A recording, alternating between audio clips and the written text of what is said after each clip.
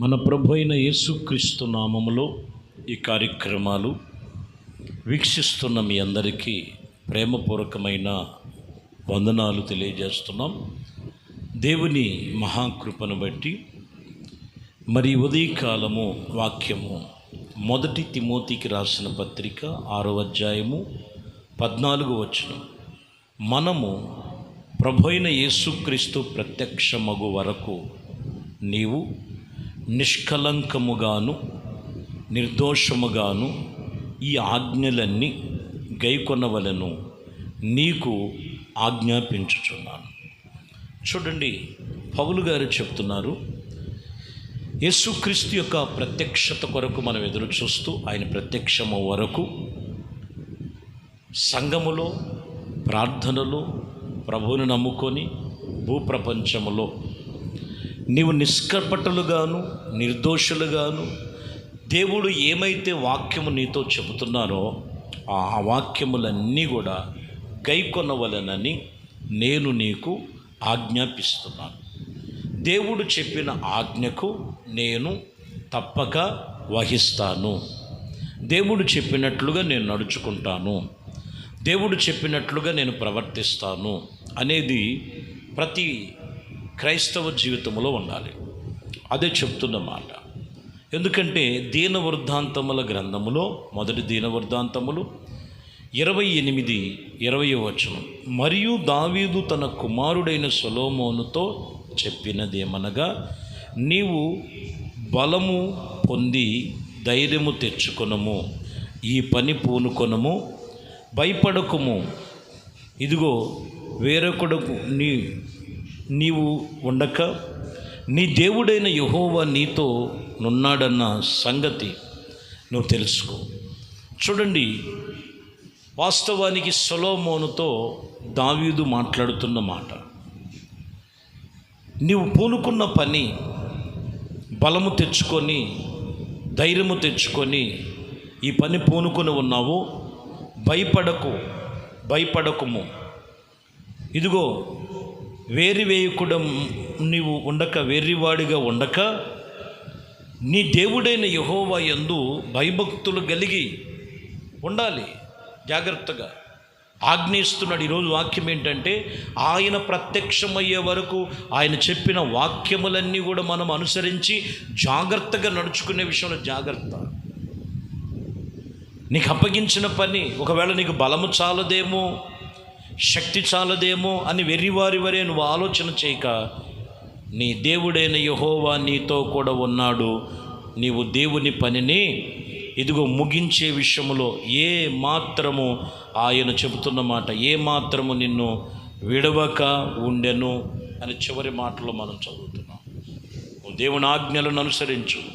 చాలామందికి ఉన్న డౌట్స్, చాలామందికి ఉన్నటువంటి పైకి కనపడపోయిన లోపల ప్రభువుని నమ్ముకొని ప్రార్థన చేస్తున్నాం. మేము ఈ కార్యాలు చూస్తామా, దేవుడు మా పక్షముగా చేస్తాడా ఆలోచన చేస్తుంటారు. కొన్నిసార్లు వాళ్ళు వెళుతున్న ఆత్మీయ జీవితంలో అన్నిట్లో ఉండాలని ఆలోచన చేస్తుంటారు. అన్నిట్లో కాదు, కొన్నిట్లోనే దేవుడు చెప్పినట్లుగా నడుచుకోవాలి. ప్రియమైన దేవుని బిడ్డ, ఏ విషయంలో కూడా నువ్వు భయపడదు. ఆయన ఆజ్ఞలను అనుసరించి మూలవాక్యం చెప్తున్న మాట, ఆయన ప్రత్యక్షమయ్యేంత వరకు కూడా నీవు నిర్మలముగాను నిర్దోషముగాను దేవుని ఆజ్ఞలను గైకొనే వ్యక్తిగా ఉండి నువ్వు దేవుడి పని కొనసాగించు. 1 దీనవృద్ధాంతముల గ్రంథములోనే 9వ అధ్యాయం మనం చూద్దాం. 28:9 వచనం. సొలొమోను నా కుమారుడా, నీ తండ్రి యొక్క దేవుడైన యెహోవాను అందరి హృదయములను పరిశోధించువాడనై ఉన్నాను. ఆలోచనలన్నిటినీ, ఇదిగో సకలములన్నిటినీ, సంకటములన్నిటినీ ఎరిగిన వాడు ఉన్నాడు. నీవు ఆయనను తెలుసుకో. నువ్వు ముందు ఆయన తెలుసుకో. హృదయపూర్వకముగాను మనసుపూర్వకముగాను ఆయన సేవించే విషయములోను, ఆయన వెదికే విషయములోను, ఆయన నీకు ప్రత్యక్షమగు వరకు నీవు ఆయన ఎక్కడ కూడా విసర్జించిన ఎడల ఆయన నిన్ను నిత్యము ఏమాత్రము తోసివేయుడు. ఇక్కడ చెప్తున్న మాట కూడా, నీ దేవుడైన యెహోవా అందరి హృదయములు ఎరిగినవాడు. మన ప్రభు అయిన యేసుక్రీస్తు అందరి హృదయములు ఎరిగినవాడు. నువ్వు పూర్ణ హృదయముతో, పూర్ణ మనస్సుతో, పూర్ణ వివేకముతో ఆయన్ని ప్రత్యక్షము వరకు జాగ్రత్తగా నువ్వు నిష్కలంకుడవై నిర్దోషంగా నడుచుకో. ఏ విషయంలో దేవుడి వాక్యాన్ని తోసివేయద్దు. ఆయన తోసివేయకపోతే ఆయన నిన్ను ఎన్నడూ తోసివేయడు. ఇదే వాక్యం చెప్తున్నమాట. హెబ్రీకర్త పౌలు గారు చెప్తున్నారు. హెబ్రీలకు రాసిన పత్రికలో 9:14 వచనములో మనం చదువుతున్నాం. నిత్యుడగు ఆత్మ ద్వారా తను తాను దేవునికి నిర్దోషముగాను అర్పించుకొనినట్లు క్రీస్తు యేసు యొక్క రక్తమును నిర్జీవ క్రియలను విడిచి జీవము కలిగిన దేవుణ్ణి సేవించుటకు మన మనస్సాక్షిని ఎంత ఎక్కువగా శుద్ధి చేస్తుందో. ఏంటిదంటే యేసుక్రీస్తు రక్తము, దేవుని నిర్దోషముగాను అర్పించుకున్నటువంటి యేసుక్రీస్తు యొక్క రక్తము నిర్దోషముగాను దేవుడు సజీవ యాగముగా దేవుడు సేవించే విషయంలో వారిని అంతగా శుద్ధి చేస్తున్నది. కాబట్టి మనం యేసు రక్తము చేత కడగబడి యేసుక్రీస్తునందు విశ్వాసము కలిగి ఆయన సన్నిధిలో సజీవ యాగముగా దేవుని సేవించటంలో మన మనస్సాక్షి ఎంత ఎక్కువగా శుద్ధి చేయబడదు. మనస్సాక్షి గద్దిస్తున్నప్పుడు శుద్ధి చేసుకోవాలండి వాక్యం చేత. నువ్వు దేవుడి మాట వింటే ఆశీర్వదించబడతావు. దేవుడి మాట వింటే దీవించబడతావు. దేవుడి మాట వింటే నువ్వు దేవునితో నిబంధన చేసుకున్నట్లయితే ఆయన కృపలో నిన్ను స్థిరపరుస్తాడు. కొలసీలకు రాసిన పత్రికలో వాక్యం ఇక్కడ చెప్తున్నటువంటి మాటలో, ప్రియమైన దేవుని బిడ్డలారా, లేఖనాలు సెలవిస్తున్నటువంటి మాటల్లో చాలా జాగ్రత్తగా మీరు గమనించాలి. లేఖనాలు రాయబడినటువంటి విషయాలను మనం చూసినట్లయితే కొలసీలకు రాసిన పత్రిక 4:17 చదువుదాం. మరియు ప్రభునందు నీకు అప్పగింపబడినటువంటి ఈ పరిచర్యను నెరుగుటకు దానిని గురించి జాగ్రత్త పడి, ఇదిగో నీవు ప్రఖ్యాతి నొందినటువంటి ప్రతి విషయములో చెప్పబడితిరి రాయబడి ఉన్నది. ఇక్కడ అంటాడు, దేవుడు మీకు అప్పగించినటువంటి పరిచర్య విషయములో నేను ఎరిగిన దానిని గురించి జాగ్రత్త పడండి. దేవుడి వాక్యమును గురించి జాగ్రత్త పడండి. దేవుని గురించి జాగ్రత్త పడండి. క్రీస్తుని గురించి జాగ్రత్త పడండి. అప్పగించిన దాని విషయములో దేవుడి వాక్యం చెప్తున్నటువంటి సత్యం ఇది. కాబట్టి ఆయన ప్రత్యక్షత అతి సమీపముగా ఉన్నది. ఆయన రాకడ అతి సమీపముగా ఉన్నది. ఆయన రాకడ కొరకు మనము ఏం కలిగి ఉండాలంటే, సంఘములో, ప్రార్థనలో, దేవునితో, వాక్యముతో నడుస్తున్న విషయంలో మనం జాగ్రత్త తీసుకోవాలండి.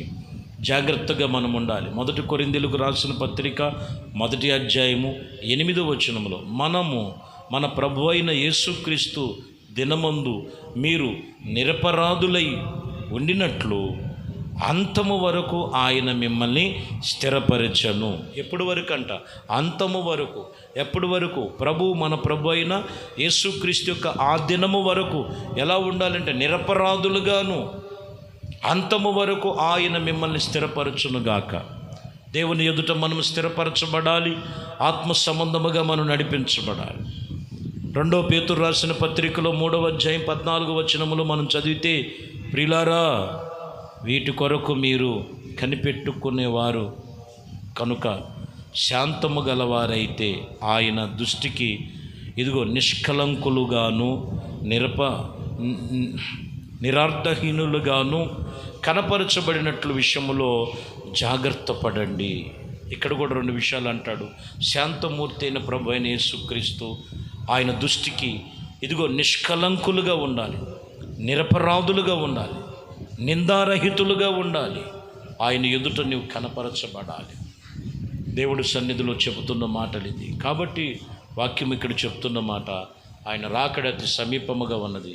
ఎందుకు రోజు నిత్యకృప అనే కార్యక్రమం ఇంకా ఎంతోమంది దైవజనులు వాక్యాన్ని ప్రకటన చేస్తున్నారంటే, క్రీస్తు కొరకు మనము కనిపెట్టుకొని మనం ఉన్నాం. ఆయన ప్రత్యక్షత ఉంది. ఆ ప్రత్యక్షత కొరకు ఏమేమైతే దేవుడు ఆజ్ఞాపిస్తున్నాడో ఆ ఆజ్ఞలన్నీ గైకొనాలి. వాటి విషయంలో జాగ్రత్తగా నడుచుకోవాలి. వాటి విషయంలో భద్రం చేసుకోవాలి. నువ్వు రక్షణ పొందుకోవాలి. సంఘ ఆరాధనలో ఉండాలి. దేవుని సన్నిధిలో నీవు నీ కుటుంబము ఉండినట్లయితే వాక్యం చెప్తున్న మాట, అట్టి విషయములో జాగ్రత్తగా నీవు ఉండు, అంతము వరకు ఆయన మిమ్మల్ని స్థిరపరచునుగాక.